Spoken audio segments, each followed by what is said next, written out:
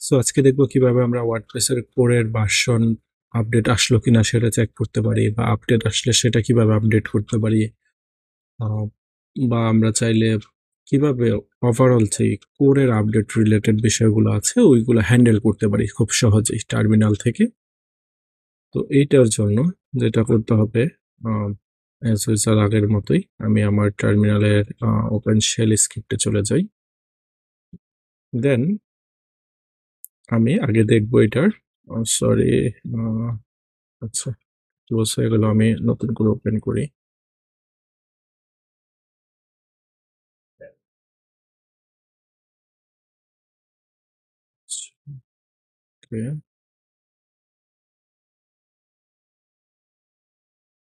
First আমাকে check করতে হবে আপডেটটা আসলো কিনা। ডেভেলপার কোর চেক আপডেট, তো এটা যখন আপনি দিবেন ও চেক করে দেখবে যে আপডেট আসছে কিনা। হ্যাঁ, আপডেট আসছে 6.1, এবং এটা হচ্ছে একটা মেজর আপডেট। ওয়ার্ডপ্রেসের আপডেট কিন্তু দুই ধরনের, মেজর এবং মাইনর। সো যেহেতু মেজর আপডেট আসছে, অবশ্যই আমাদের মেজর আপডেটে আমাদের সাইটটা আপ টু ডেট রাখা উচিত।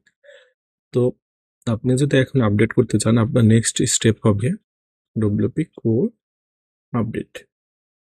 এটা যখন দিবেন সে তখন নেক্সট মেজর বা মাইনর যে আপডেটটা অ্যাভেলেবেল থাকবে ওই আপডেটের জন্য প্রিপারেশন নেবে। আর কোন ভার্সনের জন্য মানে আপডেটটা নেবে, মেজর নাকি মাইনর, সেটা আপনি ওয়ার্ডপ্রেস যখন ইনস্টল করেন তখনই কিন্তু ডিফাইন করে দেন সফট কিউলাস থেকে। কেউ যদি ম্যানুয়ালি আপডেট করেন বা ইনস্টল করেন ওয়ার্ডপ্রেসটা, সেটা ডিপেন্ড করে আপনি সেটিংস থেকে কি দিলেন, সেটা অবশ্য পরবর্তীতে চেঞ্জও করা যায়। তো এই আপডেটটা কিছুক্ষণ সময় নেবে, যেটা আমাদের ইন্টারনেট স্পিডের উপর অবভিয়াসলি ডিপেন্ড করবে।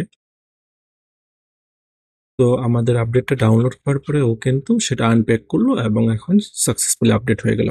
এখন যদি আমাদের সেম সার্ভারে আর অনেকগুলা ওয়ার্ডপ্রেস থাকে যেগুলোতে আপডেট দরকার, সেই ক্ষেত্রেও কিন্তু আর ডাউনলোড করবে না, সেটা অলরেডি কিন্তু ক্যাশে জমা রেখেছে। নেক্সট টাইম জাস্ট ক্যাশ থেকে নিয়ে আসবে আর আনপ্যাক করে দিবে, তখন কিন্তু খুব ইজি হবে।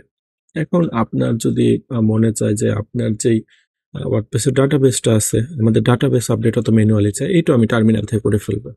তাহলে করতে হবে ডব্লিউপি কোর আপডেট ডিবি। কিন্তু দেখাচ্ছে কি already version up to date. যদি ভার্সনের আপডেট লাগতো তাহলে এই কমেন্ট দিলে কাজ হয়ে যেত। তো আজকের মতো এই পর্যন্তই, দেখা হবে নেক্সট টিউটোরিয়ালে। Thank you.